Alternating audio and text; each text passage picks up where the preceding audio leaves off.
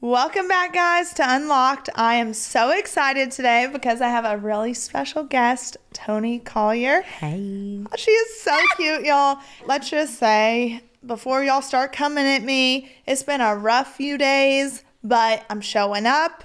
Come on. Yeah, I think that's all you have to do. Look, you arrived. Show up. I asked you, I was like, girl, are you sure? And you're like, let's go. Yeah. Let's keep making it happen. Exactly, because you don't just because hard stuff happens, you don't give up. Like for me, I push forward. Come on. I don't believe in coincidences, and I believe that God works in the most perfect ways. Come on. And the fact that this interview fell right after like one of the biggest changes of my life. Yep. And your book, Brave Enough to Be Broken. I feel like that's kind of my life right now. It's like embracing pain. Let's go. Yeah. Let's not quit. Let's keep going. So yeah. I'm really excited about today because I feel like, first off, this is something, yes, I feel like everyone's going to love this podcast, but it's also, I feel like, something I needed. Come on. Which is really awesome. And we're going to go deep real fast.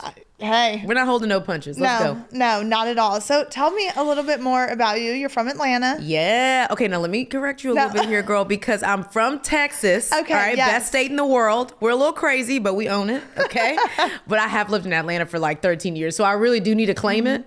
But I lived there with my husband, second husband. Okay. Got out of a really abusive marriage, all kinds of toxicity, and got remarried to Bae, my love, Sam Collier, and he has a bonus daughter, my daughter Dylan, and then we have a 7-month-old little baby, and we live in Atlanta. Oh my gosh, Yeah. that is awesome. Thanks, girl. So I guess going back, because you talk in your book about your marriage, divorce, unhealthy church life, childhood trauma. And how do you, you're sitting here today. Yeah. After all of that, which goes to show that you can, in fact, get through it. 100%. So where would you say your story kind of started? Yeah.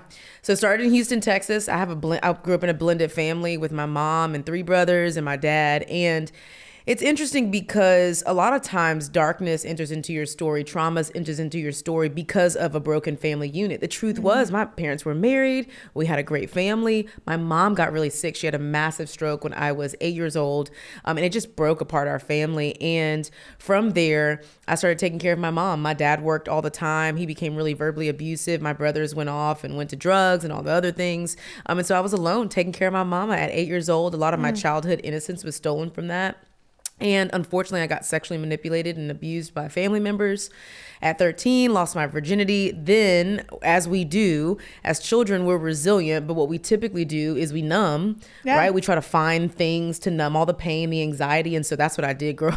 Started drinking, popping, smoking, twerking, sexing. Okay, all the things at 13, started drugs and alcohol at 14, left my parents' house at 16. I was just rebelling because that's just what we do when we face real hard pain. But I put myself in college and still partied real hard. Okay, half of college I don't actually remember. Okay, I remember a few nights, but I don't remember that many. And was just coping, And from there, I was supposed to go to law school, but chose a little boy instead, thought I was in love. After 3 months of dating, and canceled law school, moved to Atlanta with him, and it ended up being an abusive marriage and relationship, and had a little girl in that. And then I was like, I'm going to turn my life around. Okay, I'm about to do it. And at 21, I got saved and started working in the church, only to end up at an abusive church. It was just like trauma after trauma. Yeah, I know it sucked, bro. At 24, though, I ended up getting a divorce. I transitioned from the church, and I just hit rock bottom and thought, God has discounted me. The church has discounted me. I'm a divorced woman. I done been through a lot, drugs in my past, etc. And it was in that moment, with all of my brokenness on full display, that God did his best work. And then it was just like, what's up? I'm back, dang it. Okay. Wow. So yeah. Do you think that you kind of stayed in that place of doing, whether it's drugs, sex, alcohol, doing all these things because you felt like I'm already in it. I can't get out of it. And maybe I'm not worthy, or I don't feel worthy of getting out of it. Oh, 100%. When really hard things happen to you, oftentimes, and we've seen it with women that have been in domestic abuse situations, you don't blame the other person. You don't blame the pain. You make blame excuses yourself. for them. You make excuses. You start blaming yourself. Well, maybe I deserve this. Insecurity sets in. I mean, all the things. And so, yeah, absolutely. I felt like there was just this spiral that I went down. And the truth was, the reason why this goes to show how true this is, that I thought it was just me and this is just the life that I have, is the only real reason why I started pursuing healing, why I sat on somebody's counseling couch, why I stopped doing drugs and all the things, was because I had a daughter. There was someone else in the picture that in my mind was worthy enough for me to get my freaking life together, for me to get out of these abusive situations, and for me to pursue healing and hope. And see, and there's something that, like, I've always said, you know what? You have to want to be better. You have to, no one else is going to do that for you. No one. But then I also got to a place where I was like, you know what? Maybe that's how I'm wired. Yeah. But there are other people that are wired to where if someone comes into their life and they see that person, they're like, whoa, now I need to change. Sometimes it does take someone else to enter into the picture 100%. to give someone that strength or courage to make a change. And for you, that was your daughter. Sweet little baby. I was like, dang, she's just like me, first of all, which is horrific. Okay. You're raising yourself is crazy. Because you're like, oh gosh, no, you're it's like, coming down why the are you this pipeline. way? Yeah. Okay. Oh, it's me.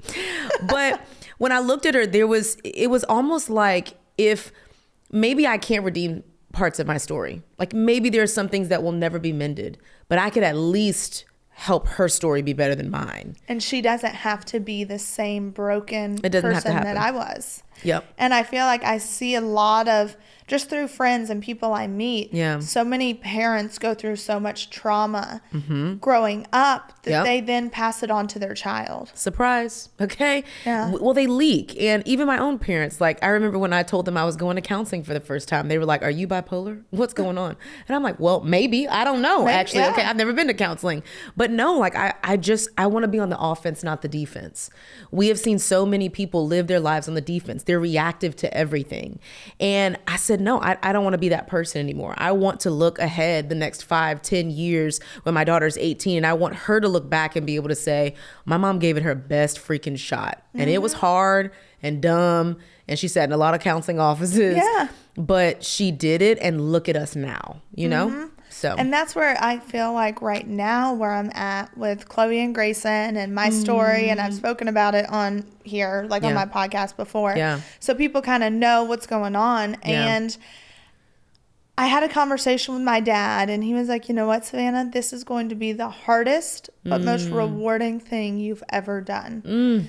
And I'm starting to see that. And it's so crazy because I went from a place sitting in the same chair of talking about how mad I was at God and why would you allow all these things to happen? One thing after the other. Yeah. Like, where are you? Yeah. And now I'm at a place of such peace. And with Chloe and Grayson, I'm like, you know what? They need to see peace and calmness. And we need to figure out healthier ways to cope with things and deal with things. And even if it's just little things that I'm trying to implement, because I'm not their mom, I'm not their dad, I'm their sister. Yeah. And so I want to stay in that role of sister, but it's hard when you have to be parent, and you have to discipline. But, I found a notepad of my mom's that she had when we were going through the trial, and she had written all these Bible verses on all of them. I found it in the bedside table, and I wanted to do something special with it. My best friend Holly, she actually took all of them while I was out of town this weekend, and she laminated every single one of them and put them on the fridge. Come on. She put them on the fridge. Look. Yeah. And it's so literally just my mom's handwriting. That's beautiful. All these Bible verses just to give hope. And with Chloe, I've told her every day we get up and we read one. We read a new one. And that'll be your hope for the day. For the day. And she is just such an angel. Like, look, this was her sweet this girl. Weekend. Like, she's so cute. I know. Stop. And I think looking at them, I'm like, you know what? I know how I feel going through this trauma.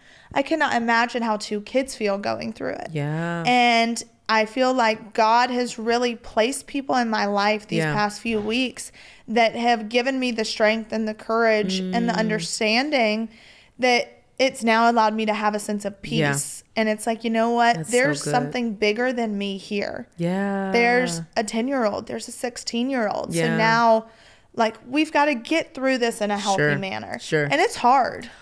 Woo, child. Listen. Well, here's what's beautiful, though. And this is the thing that I think, I mean, I have church hurt in my past. I have some weird little church experiences for sure. Okay. But what I think is beautiful about our generation is that we're embracing a God of the in-between and the messy middle now. See, before it was like this big mean God that was like at the end of the tunnel waiting for us to clean it on up. If you have sex before marriage, if you, listen, anything, all the things that I did, if you have sex before marriage, if you are twerking and flirting and doing all the other things, if you wear certain things, I mean, he's waiting at the end of the tunnel so that you can clean all your stuff up, even your sorrows. And when you're happy and joyful and perfect, then you'll get to him. And I think what's beautiful now is our generation is saying, y'all lied. All of y'all lied. Yeah. Actually, he's the God that collects and bottles up every single one of our tears. Can you imagine? First of all, I can't wait to get to heaven. Okay. I know. Because I'm going to be so cute. I know I am. And I'm probably going to have a mansion. And you can come visit me in my mansion, girl. But I'm excited to sit with the God that says, oh, look, I've collected every single one of your sorrows and I've bottled up all your tears. And I want you to know I was with you in the in-between, in the messy middle, that I wasn't the God at the end of the tunnel. I was the one lighting the way to get you out. And I just think that's beautiful. And I love that y'all are starting with scripture, because when we really start to dive into scripture, Psalm 34:18 says, God's close to the brokenhearted and revives those that are crushed in the spirit. Well, you got to be super close to someone to revive them. Yeah. And I just think it's beautiful that you're sharing scripture with Chloe, because it's not scripture that's like spiritual bypassing kind of situation. That's like discounting how she feels. It's saying, no, God is with you. Yes, in the in-between. He will never forsake you. Come on. Yeah. Even in the messy middle. And I just think that's so important. And I think that if we had more Christians and like leaders, pastors that stopped pretending like God was this Teletubby, right? He was just bopping around in all the fun times. And instead we acknowledge that he's a God of like the brokenhearted. And he will leave the 99 for the one little ratchet Toni that was twerking in high school, right? But I thought that he was the furthest from me, but actually he was the closest when I was being ratchet down the pole. I did. I had a pole in college in my apartment. No, you did not. Surely did. Oh, surprise. My gosh. But that's the thing, is so many people think, okay, I need to be ashamed of my past. I need to be, gosh. And people beat themselves up so much. 100%. I just feel like so many people are so ashamed that they can't get out of their own way and sit in the shame instead of realizing like, I am worthy of better. Yes. One of the things that I heard that changed my life when it came to shame, because I surely was ashamed for a while, is that there's a difference between shame and guilt. Like, we're all guilty. Like, I popped off on somebody on the road just the other day. Okay. Like, I am guilty of that.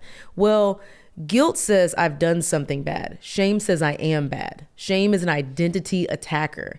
And as long as we stay in these shame cycles, then our self-worth, all the things will take us out. But if we can just righteously admit, like, I probably do some crazy stuff every now and again. Yeah. Like, I maybe drank a little too much the other night. Okay. All right. I'm 2 old fashions and a skinny dip away from losing it all. Okay. I am. But I'm still worthy in spite of me and my decisions. Yeah, 100%. And I think it's so hard to see when you're in the dumps, when you're at the bottom of the bottom. It's so hard to see how God is working in your life. Oh, yeah. And, I had mentioned before how I'm trying to teach a 10-year-old, like, who says, I pray, but guess what? Nothing happens. It doesn't work. Yeah. And when a 10-year-old says that to you, you're like, I don't even know how to respond, because I get what you're saying. Yeah. It's so hard because we say a prayer and we think it's just supposed to be like poof and let's go magic. I've got millions of dollars and I've got like, oh, God's just going to refill my bank account. Yeah. He's got it. Yeah. Okay. And it's like, that's not how it works. Well, I tell my daughter this all the time, because sis be in her room. She's like, Mom, I really was talking to God last night and I didn't hear anything. I don't know what's happening. She's like, I really talked to God about this and that. She's had some behavioral challenges in school.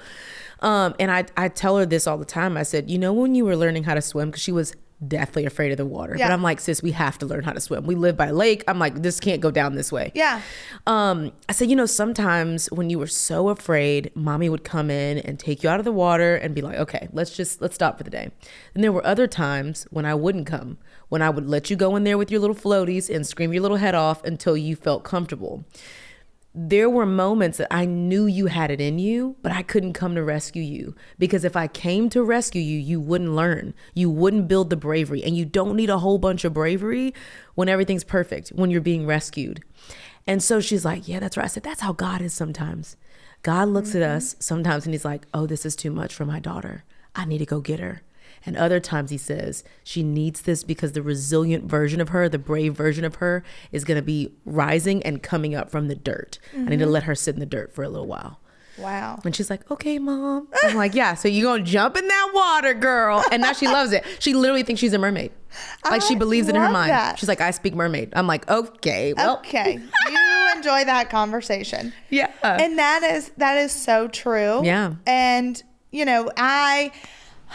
I try to figure out sometimes, like, all right, how, because I have been so angry throughout this whole process. Of course, yeah. Of like, God, why?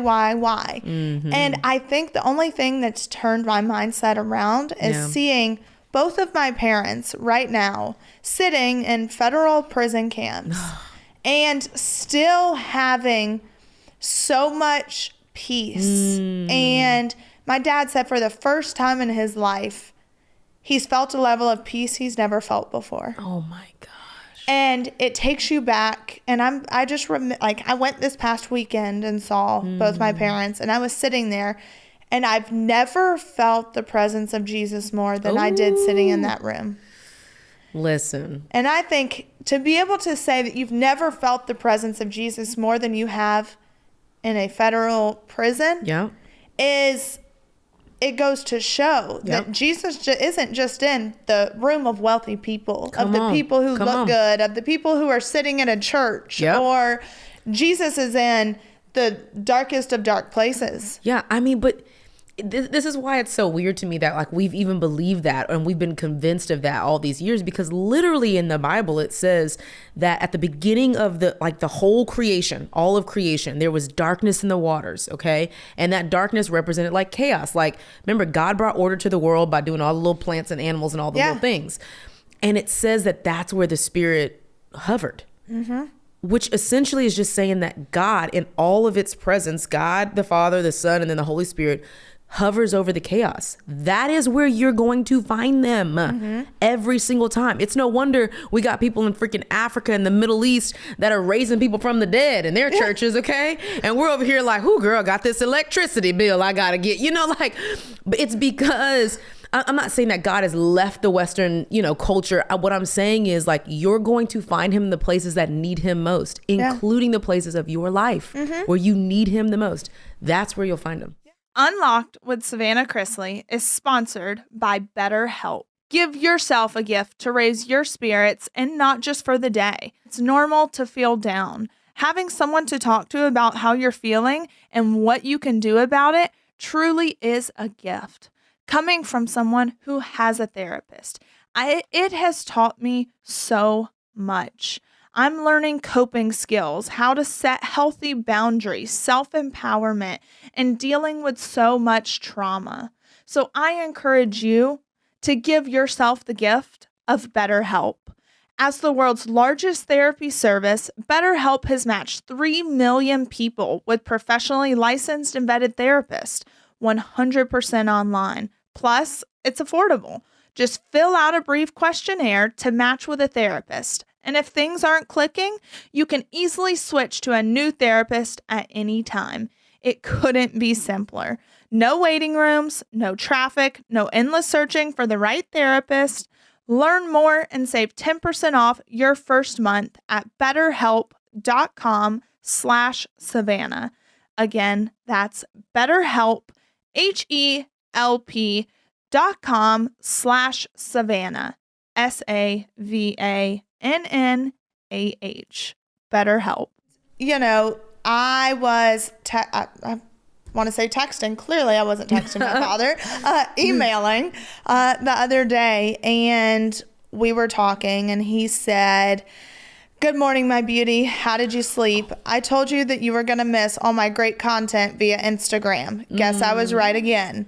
Because he would send a gazillion and one posts to me. My mom. And I was like, know. Dad, I'm not sitting here looking at 15 videos at a time. But and look at this one. Hey, now I miss them. Yeah. And he was like, "Guess I was right again. I want you to give yourself some grace. Fall in love with the real Savannah, the one I raised that radiates a room with her kindness and compassion, not the one the world wants to see. Remember, to gain the world and lose your soul, then what do you have? God is our constant. He never leaves us or forsakes us. Sometimes when we pray, we become discouraged and angered because God didn't do what we wanted. But remember, at times when we don't see our prayers being answered, it's because what we prayed for wasn't enough. And what God wants us to have is better than what we've asked for. Or what we've prayed for isn't ready to be delivered because he's training us up for something better that's coming that we haven't earned yet, or that we're not ready to truly appreciate how powerful our God is. All the glory goes to God. I can't wait to tell you about my dream the second night I was here and how so many folks here are so misunderstood." Oh. And yeah. And to me, that email brought me so much peace. Come and on. To know that he's sitting there, but oh my God. God brought him to this place. Yep. To make a difference. Yeah. And and I cannot wait until the day comes where we can tell all the stories about how God is working, because like I said, I've never felt the presence of God more than I did that day. That's beautiful. And that just tells me that you can see God in the midst of the brokenness. Oh my gosh, yes. I mean, and I think we all have our moments of downright pleading, God, why? I just don't think we go through a whole bunch of stuff and then we come out on the other side with this piece you're talking about. Yeah. Hope rises from the dirt. Again, it's I remember the moments where I was at the bottom of my staircase, pleading with God. Come on, bro. There can't be no more trauma. There can't be no more abuse. You're telling me after all this in my childhood, I done married an abusive man. I done went through an abusive church. I'm like, bro, you're going to have to let up. What is going on? Why are you doing this? And I look at everything I've built now and the book that I've written now and my podcast and all these things. And I get women from all over the world oh my gosh, I resonate with that part of your story and that part of your story and that part of your story. Because I used to tell God, I'm like, how many freaking testimonies you want me to have? Okay. Yeah. You want me to have a testimony about sexual abuse and divorce and eating disorder and drugs and alcohol and all. I'm like, come on, bro. And anxiety and, depression.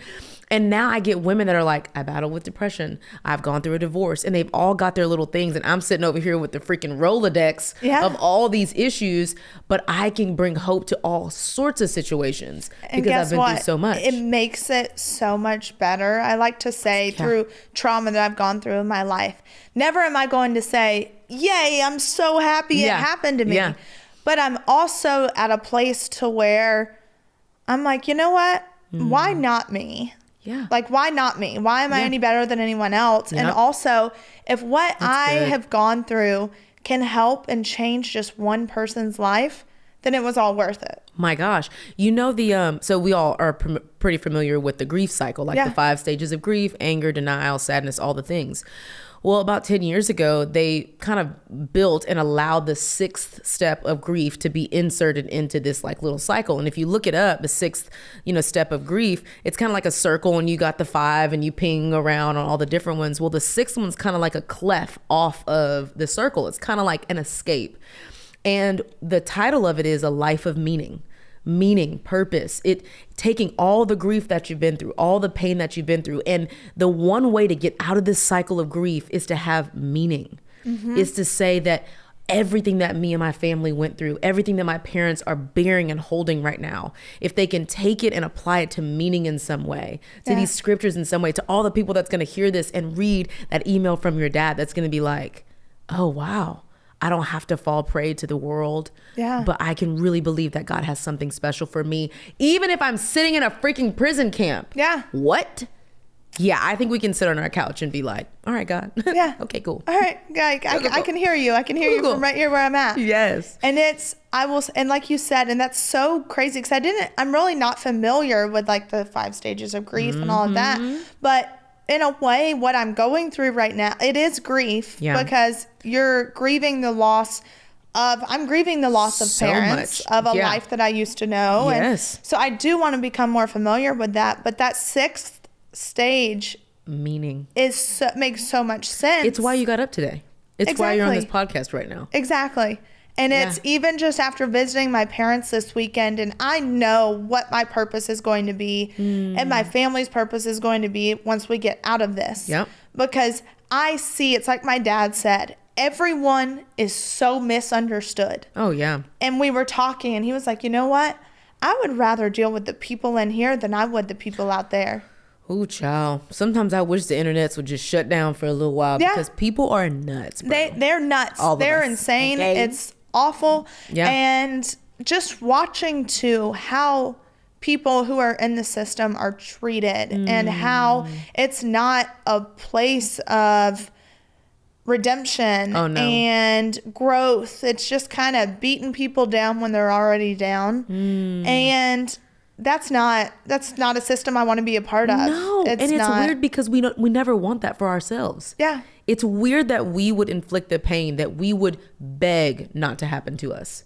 It's weird. Like, I don't know what's going on with humanity, but we want to inflict pain that we would never want for our own lives. And see, and that is, I've been figuring out a way to try to put it into words, and that's exactly it. Yeah. Because I see the things that have been posted on social media just about my family and my parents and me and kids and everyone, and the things that people say. Crazy. Of just, I had this one guy on Twitter, verified, you know, I have to read the bio because this is my favorite part. We're doing that thing where they like read the Twitters and stuff like that. Oh, yes. Yeah, yes. This is my favorite part is when you go to someone's bio and it says,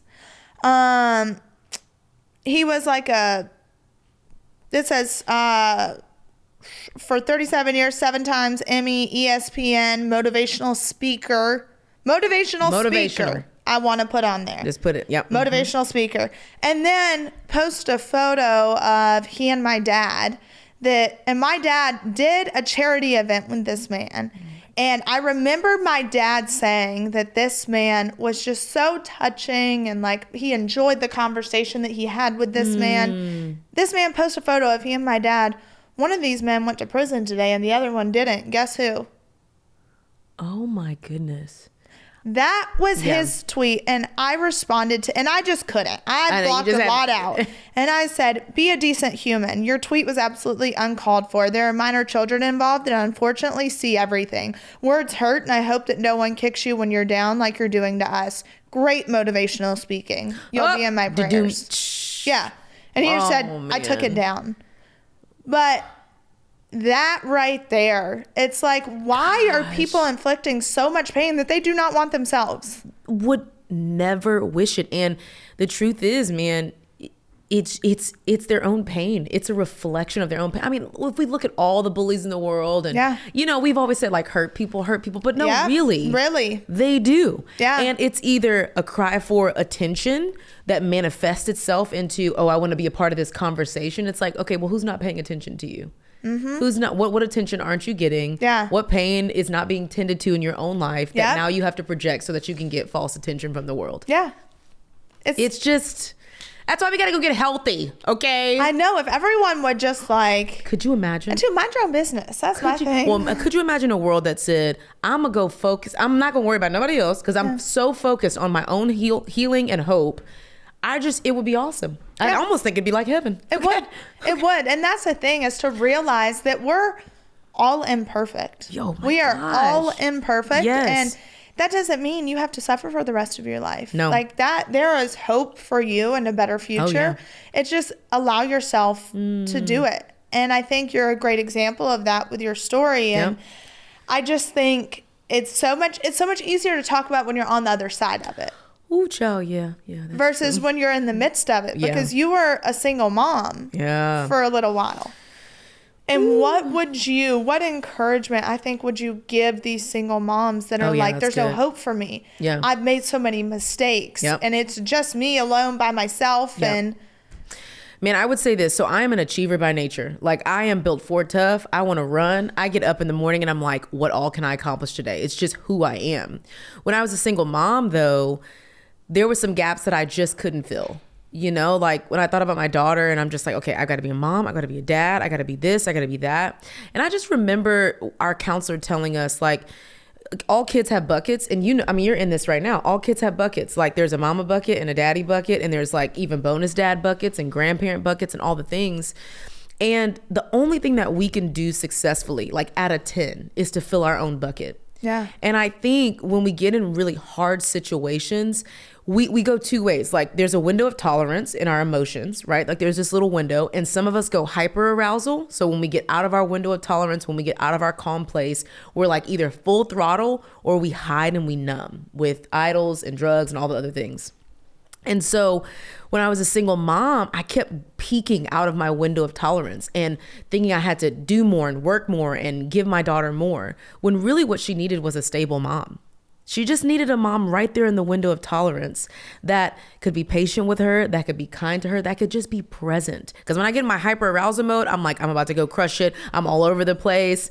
That's me right now. Yeah. I think with these, and I did the other night, I just had a full on breakdown. I was trying to find Chloe proper clothes to go and visit my parents and find her hair stuff. And I just sat down on the floor and just started crying.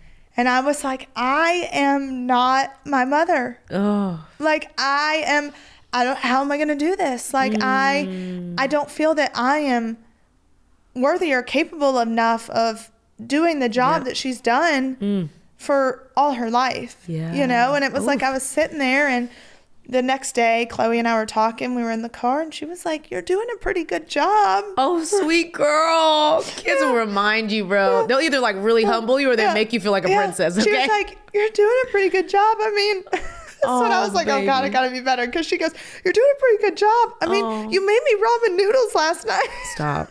Listen, let's go to Uber Eats, okay? Let's order in. And I was like, oh gosh, I know. I was like, from here on out, every Sunday, we're going to plan our meals for the week. Good job. And you guys tell me what you want for dinner, and then we'll get the groceries for the week. Yeah. And then every night what you're going to have for dinner. That's good. And I was like, when she said, you made me ramen noodles, I was like, oh gosh. God, don't say that to anyone. I was like, please. Don't post that anywhere. They're just going to think you're eating ramen noodles, I swear. I was like, I made her a salad for lunch today, and everything's fine. Yeah, I was like, everything's fine. You know what's beautiful that I needed to hear when I was going through like seasons of transition is like Dr. Kurt Thompson. He's this incredible psychiatrist. He says, don't bring tomorrow's griefs into today.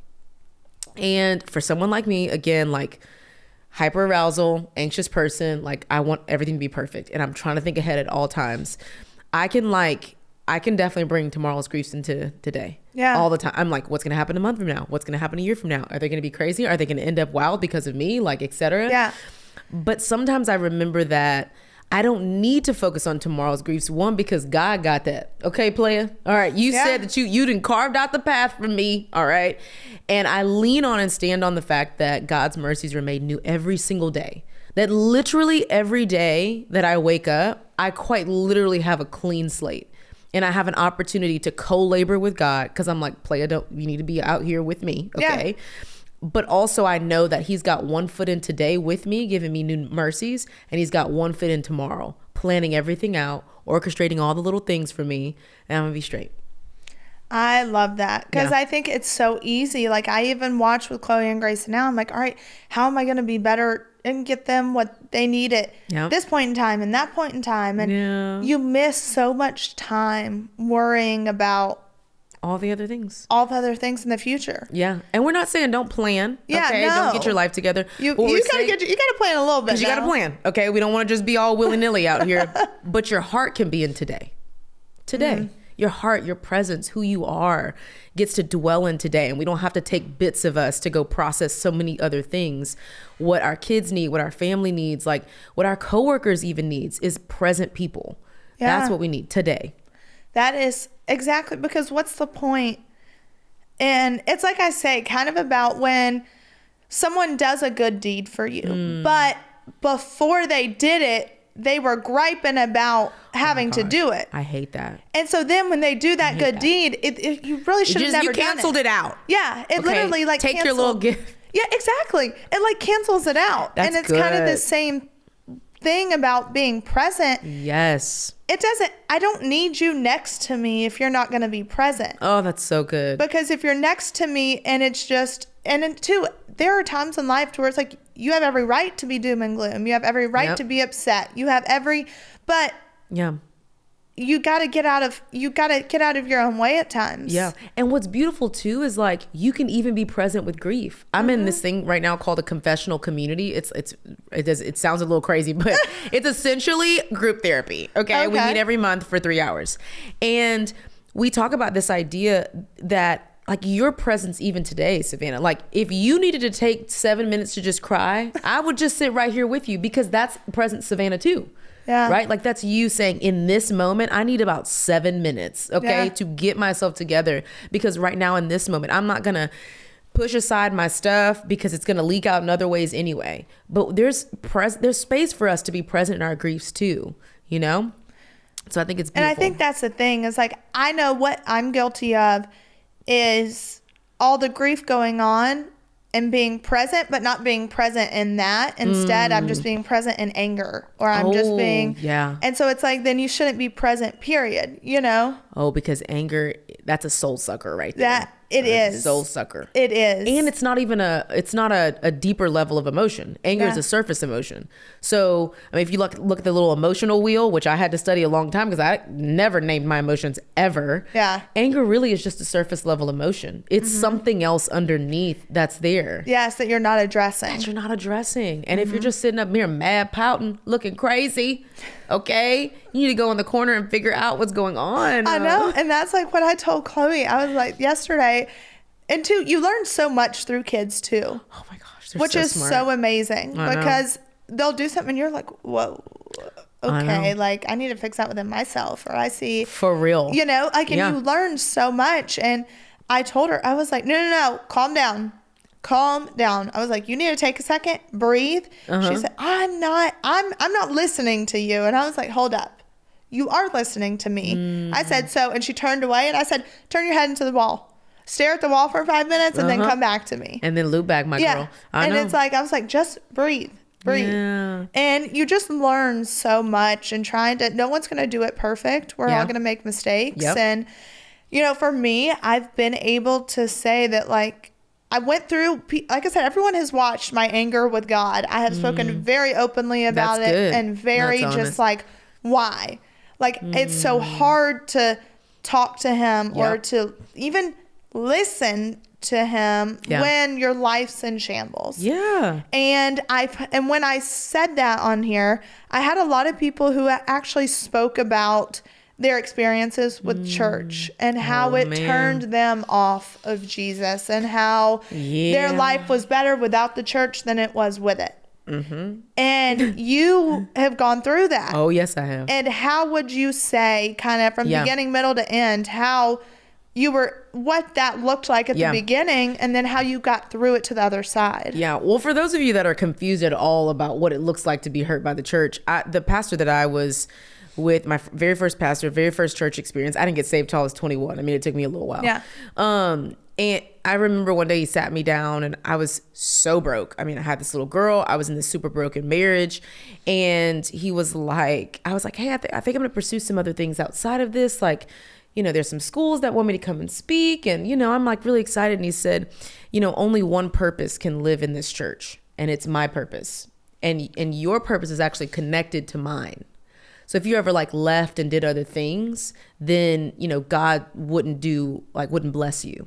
That's what he said straight up to my face. And I was like, huh. Now I was so naive, so young. I was a brand new Christian. So I was like, oh, dang, that's how it works. Like, okay, my purpose is connected to like another person. Like, oh, cool. Well, it got some like real Christians around me. And they were like, no, that's prideful. He's crazy. You need to get out of that. That's narcissistic.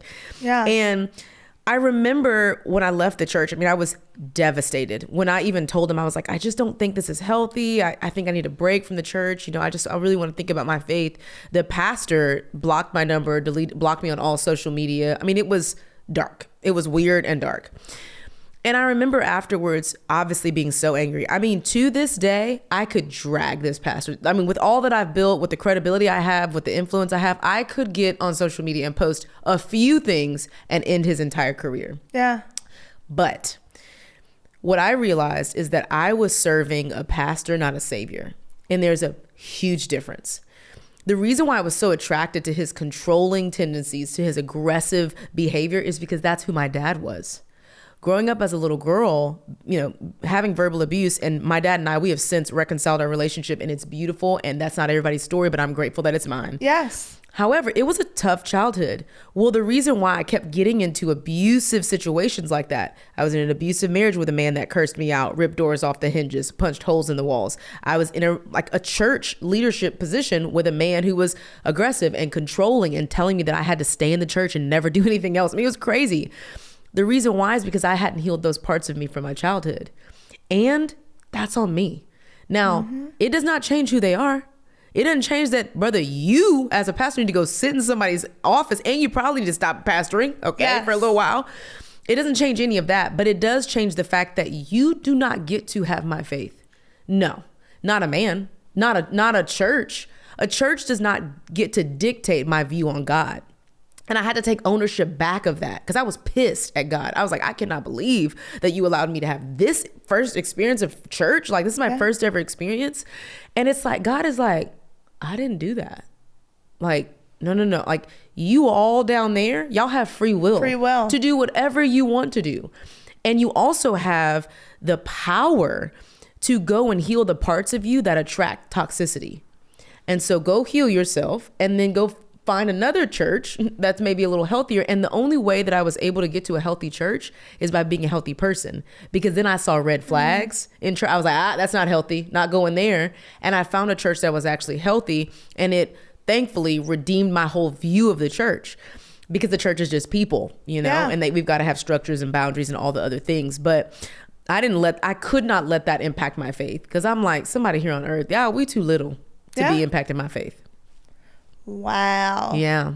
It sucked though, man. It sucked. I will say, in a way, I went through something similar when it came to the church. When I moved to Nashville, I started going to this church, and, you know, my grandfather's a Southern Baptist minister. And even I love and respect my grandfather, but I don't necessarily believe in that theology to an extent, just because it's like we said, you're kind of taught that, like, all right, Jesus is waiting at the end and you got to clean up your life before you get there. Weird. And so love and respect my grandfather more than anything in this world.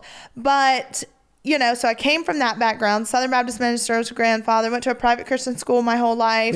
But I also felt like when I moved to Nashville, it's like, I believe everything I believe because in a way I was told to believe that. So I want to get to a place where I believe it for myself.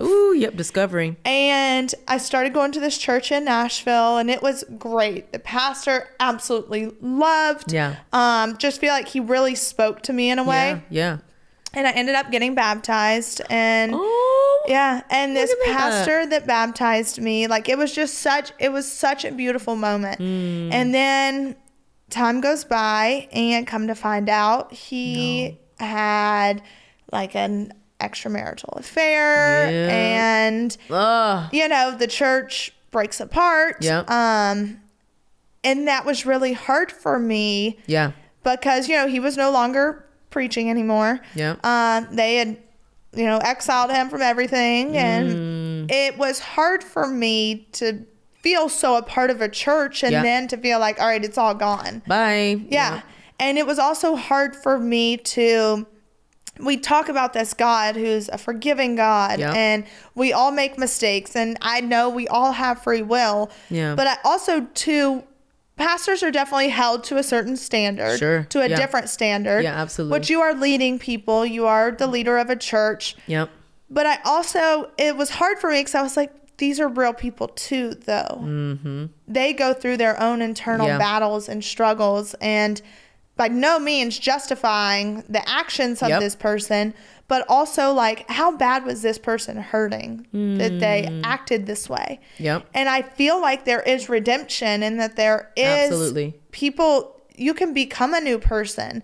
And that's where too the church in a way has rubbed me the wrong way, because it's immediately like you're kicked out. Yep. You're kicked out. You do this, this, and this, you're kicked out. Yep. And I don't believe Yep. that is what a church should be. Yeah, absolutely. It's hard because, I mean, again, this goes back to what we said earlier. Like, we all want to be treated in ways that we then go and treat other people or not. Like, we all want people to do the things to us that we actually want, but we don't do it for other people. We all want forgiveness. We all want redemption. We all want a second, like infinite chances. And we don't want to extend that sometimes. And I think it's hard, especially in the church, because it's like, yes, hold people to a high standard. And I've seen churches do it great, and I've seen them do it real wrong. I mean, there was a pastor in a network that had an emotional affair with a family member, which was real weird. Okay. Oh, I know, it was really awkward. Mercy. It was really, really awkward. And we saw the pastor, the senior pastor, literally like months later, bring him up in front of the whole church and say, like, we're going to forgive this person publicly. And what's crazy is that you get people on both sides that's like, no, he don't need to be forgiven. I can't believe I'm leaving this church. We don't need to da-da-da-da. And it's like, you want that for you. You want that for you. You want that for you. You expect people to forgive you the moment. And there's a difference in, oh, he's the pastor again, and hey, we forgive you. Let's reconcile this. Yes, you know? Yes. Yeah. And there's a difference too, and when someone is intentionally seeking forgiveness. Oh, yes, you do. There's humility out of the, like, yeah, oh my gosh. Like, it's pride is gone. And that's the biggest thing, is there's so much pride in all of these. Pride, I will say, and I spoke about this a few weeks ago, is that, and I even said to someone in my life, like, I have allowed my pride to control every aspect of my life. Same girl. Oh, I hate being wrong. I know. I hate it. I hate it. I'd be like, okay, are you sure that's what I said? I mean, yeah, I don't believe that's what I said. I believe I said it this way. No, exactly. And, I know. But I've realized the moment you take pride away from the situation, and pride doesn't always have to be bad. Yeah. It doesn't always, but the moment you say, you know what, maybe I was wrong. Maybe I was. Or like, you can tell when someone is seeking that forgiveness 100%, intentionally. 100%. And I feel like when you see that, it is our job as followers to say, okay, you are good. Like, let's lean into that. Like, let's lean into that. Yep. Let's start fresh. Doesn't mean you have to turn a blind eye. Doesn't mean you don't have to slowly be, cautious and aware, but you give someone a chance. Well, forgiveness is different than reconciliation. You can forgive someone in the blink of an eye. But reconciliation takes time. It takes time to mend ruptures. Things have been ruptured in some ways, in relationships, in churches, in working relationships. And it's like, we got to take some time to like mend the ruptures.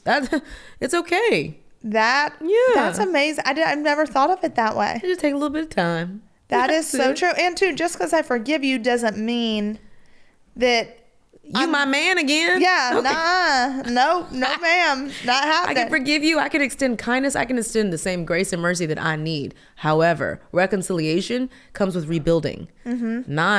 We just not best friends again. No, that's not how you it was dead to me yesterday. Okay? Yeah, you were dead to me yesterday. Now we're friendly today. That is amazing. Yeah. I just love like your energy and your everything about you just leaves me feeling so I feel really good right now. I just like our conversation right now. Well, I hope they enjoy it because we surely did. Hey, I know, and that's the thing. It's like one of my goals for this year was be more intentional. Have more intentional conversations. That's good, yeah. Because think about how many conversations you have with someone. Oh, how was your day? Good. What are you having for dinner? Like, no. Ramen. What? Ramen. I can assure you we're not having ramen tonight for dinner. But it's just like, instead of, hey, what bothered you today? Or what can I help you get through? Or where's your heart today? Where is it? That's going to be a question that I'm going to start asking people is, where's your heart today? Yeah. I love that. Yeah. I ask my friends. Really? Yeah, we text about our hearts. Because everything else is crazy. I don't know. My kids, I don't know where they at. Yeah. But I can tell you where my heart is. And right now, she's a little sad. Right now, she's a little tired. Right now, she's a little weary. Yeah. And when you speak to that, oh gosh, it makes someone's day. Wow. I love that. Well, before we wrap up, I do want to talk about your book. And it's actually really awesome because I love it. Erin and I spoke on our podcast that we did about like starting this book club for people who listen to the podcast of books that are like potentially changing my life or that other people recommend that could just make a difference. Yeah. And I feel like your book is one of them. Brave Enough to Be Broken. Yeah. And what it is, so Brave Enough to Be Broken and How to Embrace Your Pain and Discover Hope and Healing. Yeah. So how did this book come about? Well, I mean, it's all the things that I went through, but where the book came from is when I went through this huge healing journey, all the trauma treatment, EMDR, all the things, the one thing, my life of meaning, my sixth step was, I bet you there are other women in the world who actually really want to like heal from the things that really broke them, but really don't know how. Like literally, like what aspects of my life do I need to change? Is it just going to counseling? Like what about my faith? Do I need to do something with that? And so we created a women's course first that helped women guide them through the healing process. We started with community, like, do you have some toxic friends that you need to transition into a different circle, sweet girl? Okay. Yeah. Like maybe not kick them out like you're dead to me type thing. But hey, I'm in the season right now and I'm kind of believing that I can't heal in the place or with the people that broke me in the first place. So I think we need to take a break, a step back from our friendship. Like, what does that actually look like? What does it look like to do counseling well? What happens when you hate your freaking counselor? Do you just stop going? No, you treat counseling like dating. It's like, I kind of liked you. This is a little weird. I need to find another counselor. And so we started this like roadmap to help women heal. And someone was like, you got to put this in a book. Like this needs to be a book for people to access for eternity. And so I created the book that way. So it's in 3 parts. It tells a little bit of my ratchet story of all my little craziness, okay, and all the trauma I went through. And then it literally walks women through a step-by-step process of healing all these aspects of their life. And it's hard. It's not like the book itself is like super cutie on the outside, but that really is just to like attract you because it's hard work. Yeah. It's why the subline is like how to embrace pain, because it's looking back at the painful things that broke you. But on the other side of that, it's saying you're going to build the grit to find real healing and real hope. Yeah. I love. Yeah. So guys, again, it's Brave Enough to Be Broken by Toni Collier. And I just, sitting here talking to you, I'm just like, what an amazing human being. Thank you. And I'm excited just for everyone to grab the book, read it. We can start this Facebook group, talk about it. Yeah. And so you've got your book and then you also have your podcast. Yeah. The Still Coloring podcast. And it's literally, I interview people with stories that have forced them to like say, okay, I'm going to pick up all the broken parts of my story. I believe that Broken Crayons Still Color. That's my organization name. And so it's their stories of like still coloring, of picking up all the freaking fragmented little parts of like crayons that God is still choosing to create something beautiful with and saying, okay, I'm going to still color. Here we go. It's crazy a little bit, but I'm going to create something beautiful. Dang it. I love that. So you can listen to your podcast on all platforms. All the things. Still Coloring podcast. Yeah. Still Coloring. So that's so awesome. And I'm just so proud of you for being the woman that you are and taking your hurt and your pain and helping people like me figure out how to get through that pain and to come out and to see that there's hope, that you can come out on the other side of that. You surely can. And you can be better than you were before. Well, shoot, I just want to tell you, I'm proud of you for being here today. You are showing up. And I think the one thing that I've thought this whole time that I wanted to tell you is that your tears are just as stunning as you are. Thank you. Truly. Wow. Thank you so much. And this isn't the end because now I'm getting your number and we're besties for the rest. Yes. Okay. Thank you so much. Thank you.